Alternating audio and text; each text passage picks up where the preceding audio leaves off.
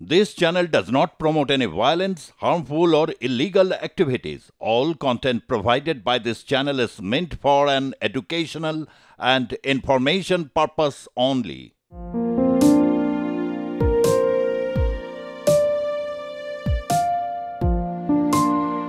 শহর হারিয়েছে একের পর এক ঐতিহ্য। দেশি বিদেশি জুসের চাপেও কৌলিন্য হারায়নি নিখাত হাতি তৈরি শরবত। 24তম বিধান সরণির কপিলা শরবতের ঐতিহ্য টিকে আছে। এখন সেটিও বড়দিন উপলক্ষে বন্ধ, মাত্র 2 মাসের জন্য।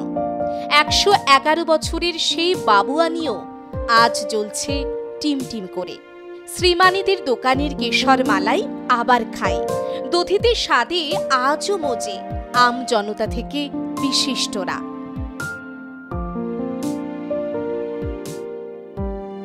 এই যে দইটা, যেটা অন্যান্য জায়গাতে আমি অনেক জায়গায় শরবত টেস্ট করেছি, কিন্তু সেখানে দইয়ের বদলে জলের ভাগটা বেশি থাকে, কিন্তু এখানে দইয়ের পরিমাণটা, যেটা সিরাপ যেটা দেওয়া হচ্ছে তার সাথে একদম অ্যাপ্রোপ্রিয়েট, টেস্টটা খুব ভালো লাগে খেতে। সেই জন্য আমি এখানে এই অঞ্চলেই থাকি, প্রায় আসি আমি এখানে খেতে।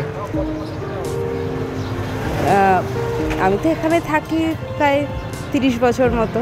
আজ আমি এই দোকানটায় এলাম এই নিয়ে 3-4 বার, আগে ওই দিকের দোকানটা থেকে নিয়েছি। ভালো লাগে খেতে। হ্যাঁ, টেস্ট খুব ভালো। আপনিও তো অনেকগুলো নিন। একই আমি নিয়েছি একটা, কি নিলাম না, ম্যাঙ্গো নিয়েছি আর পুদিনা নিয়েছি। পুদিনা এই একই, আমরা এই 3-4 বার হলো খেয়েছি, খেয়ে খুব ভালো লেগেছে, সেই জন্য আবার এসছি খেতে। কোন দোকানটা এটা? আচ্ছা আচ্ছা আচ্ছা, হ্যাঁ হ্যাঁ হ্যাঁ। সেই রকম একটা কলকাতার বহু বৈশিষ্ট্য রয়েছে, উত্তর কলকাতা বিশেষ করে বহু ইতিহাসের সাক্ষী থাকে। দোকানটা একটা সাক্ষী, যেখানে 100 বছর পেরিয়েছে দোকানটা। সেই দোকান থেকে শরবত নিয়ে কেমন লাগে?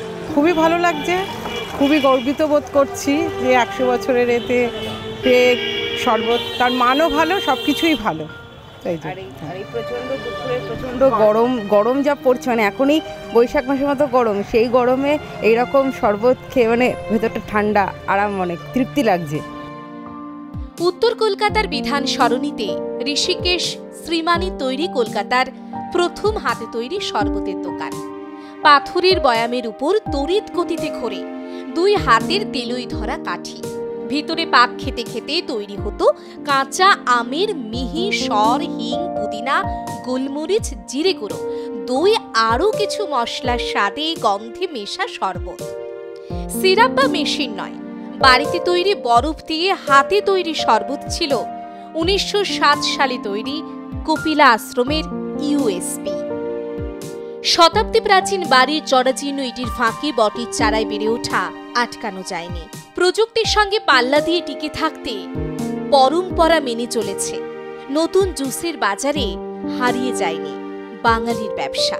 তবু ঐতিহ্য ধরে রেখেছিল শ্রীমানি পরিবারের 3 প্রজন্ম। হঠাৎ করে ছন্দপতন ঘটেছে। অভিযোগ, ভাড়া বাড়ি থেকে জোর করে তাঁদের দোকান উঠিয়ে দেওয়া হয়। শরবত ছাড়াও ক্রিসমাসে নিজস্ব ঘরানায় তৈরি কেকও ছিল সুপারহিট।